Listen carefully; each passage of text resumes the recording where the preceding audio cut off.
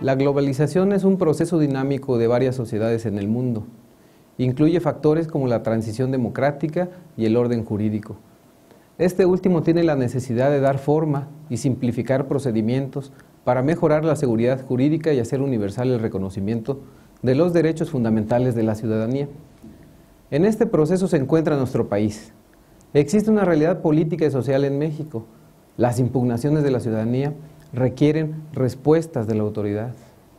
Esta inercia motivó en el año 2011 la reforma constitucional en materia de amparo y la reforma constitucional en materia de derechos humanos. El artículo 103 de la Constitución Federal facultaba a los tribunales de la Federación a resolver controversias originadas por leyes o actos de la autoridad que violaran las garantías individuales.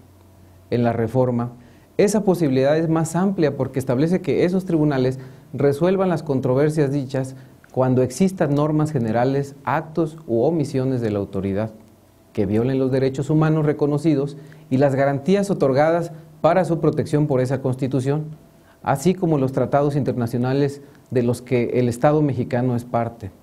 Por otro lado, en la redacción del artículo 107 se apreciaba que el juicio de amparo se seguiría a petición de parte agraviada. Sin embargo, su nueva redacción además establece que puede promoverlo quien mencione ser titular de un derecho o de un interés legítimo individual o colectivo, siempre que alegue que el acto reclamado viola los derechos reconocidos por la Constitución y con ello se afecte su esfera jurídica, ya sea de manera directa o en virtud de una especial situación frente al orden jurídico.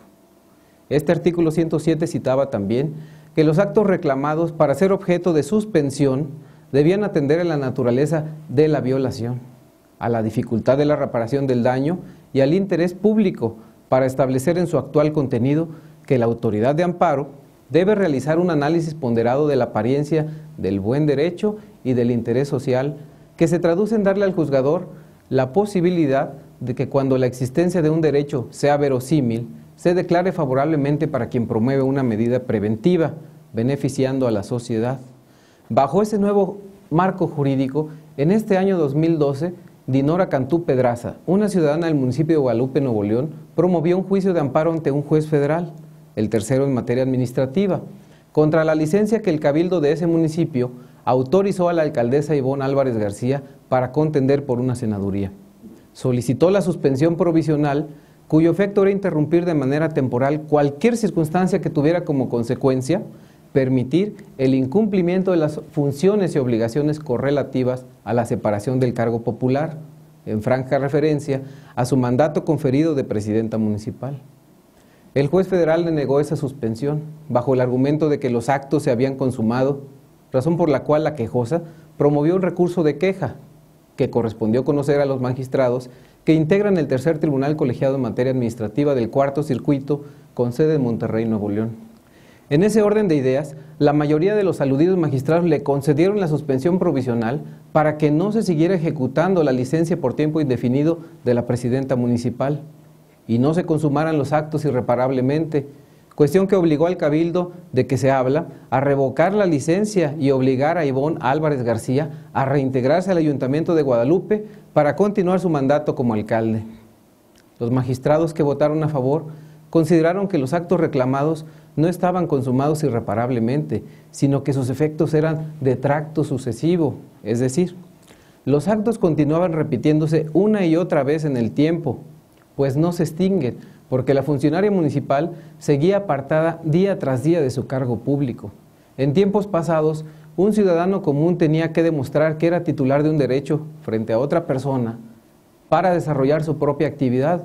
Hoy, con la reforma al artículo 107 constitucional, se amplió a quienes dicen tener un interés legítimo, sea individual o colectivo. Dicho de otra forma, basta con que exista un daño en la esfera jurídica de uno o varios gobernados y que aparezca protegido en una disposición legal para que su connotación sea, se reitera, amplia, no limitada. Al respecto, conviene decir que para acreditar su interés legítimo, la promovente acompañó a su demanda de amparo su credencial de elector y un estado de cuenta bancario con el mismo domicilio.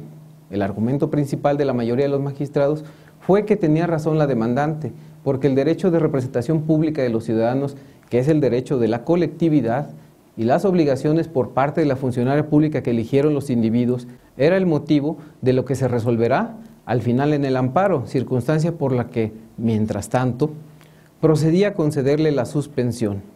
Así las cosas, aun cuando falta resolver el fondo del amparo, la determinación provisional de la autoridad federal propició que la candidata a senadora actualmente se encuentre no planeando oficialmente su campaña política, sino atendiendo sus funciones como presidenta municipal. Están ustedes enterados de una decisión trascendental sin precedente en nuestro país. Se actualiza una nueva dinámica jurídica con consecuencias sociales y políticas en el orden jurídico. Esa cuestión toca a la puerta del sistema jurídico mexicano como un detonante. La curva de aprendizaje está por venir. Nace en la sociedad mexicana una nueva oportunidad de acotar el poder.